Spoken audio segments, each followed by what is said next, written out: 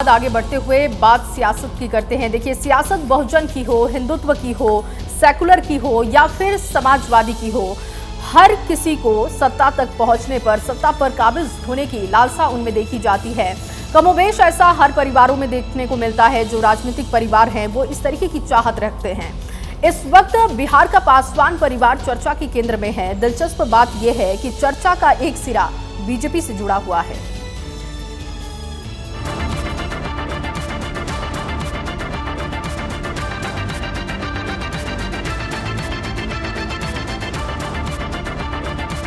सांसद हम लोग हैं। पार्टी को चाहिए था, एनडीए गवर्नमेंट को चाहिए था कि सीटिंग गेटिंग वो होता, लेकिन हमारे पार्टी के साथ न्याय नहीं किया गया।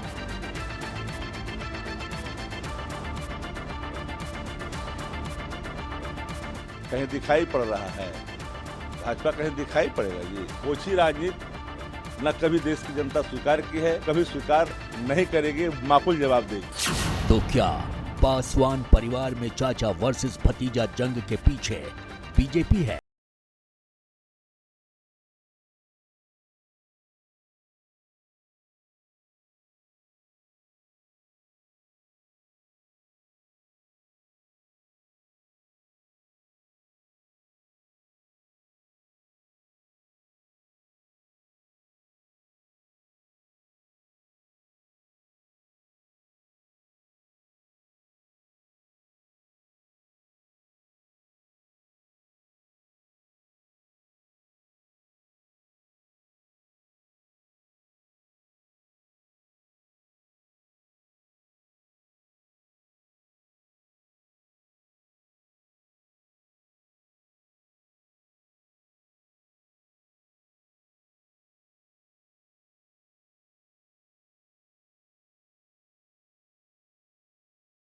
ऐसी सूरत को चर्चा में ले आया है।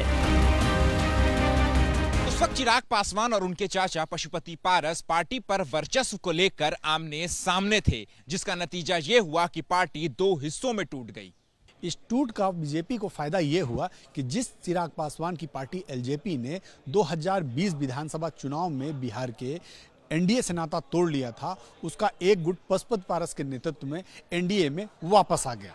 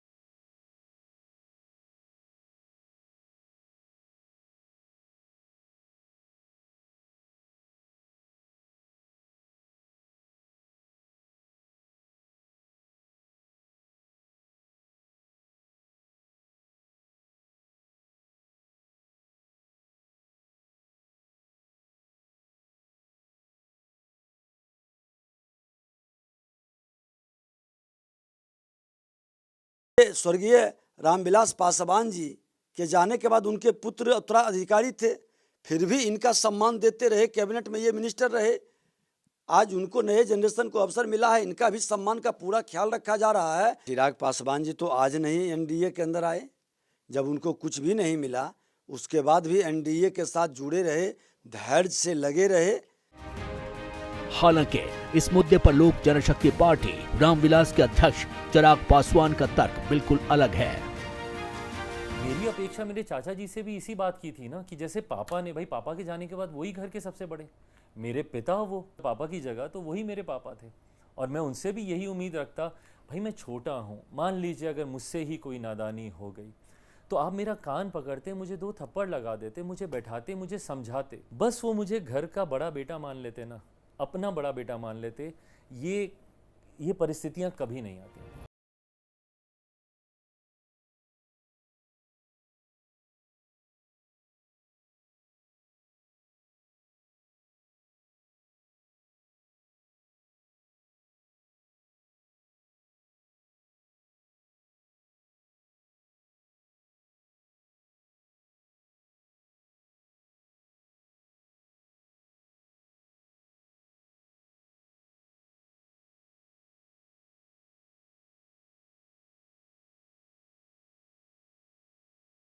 राजनीति करने वाला आदमी राजनीति करता है, चुनाव पर हम लोग विश्वास करते हैं। डेमोक्रेटिक सिस्टम है देश में, प्रजातांत्रिक व्यवस्था है।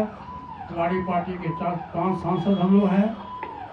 पार्टी को चाहिए था, एनडीए गठबंधन को चाहिए था कि सीटिंग गेटिंग गो होता है। एक नियम है, गठबंधन धर्म का नियम है, सीटिंग गेटिंग गो।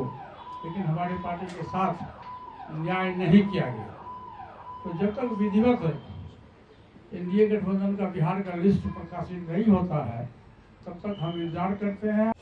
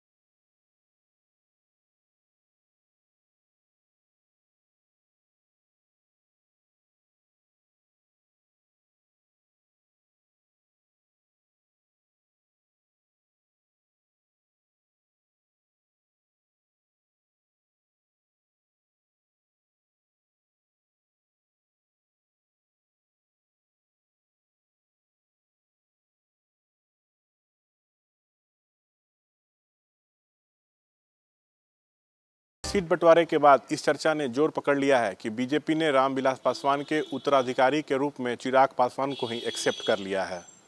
उस वक्त चिराग पासवान और उनके चाचा पशुपति पारस पार्टी पर कब्जे को लेकर आमने सामने थे। चर्चा यह भी है कि पशुपति पारस हाजीपुर सीट को लेकर किसी भी तरह के समझौते के मूड में नहीं थे, जिसका नतीजा ये रहा कि बीजेपी ने चिराग पासवान की पार्टी को एलजेपी कोटे की सभी 5 सीटें सौंप दी।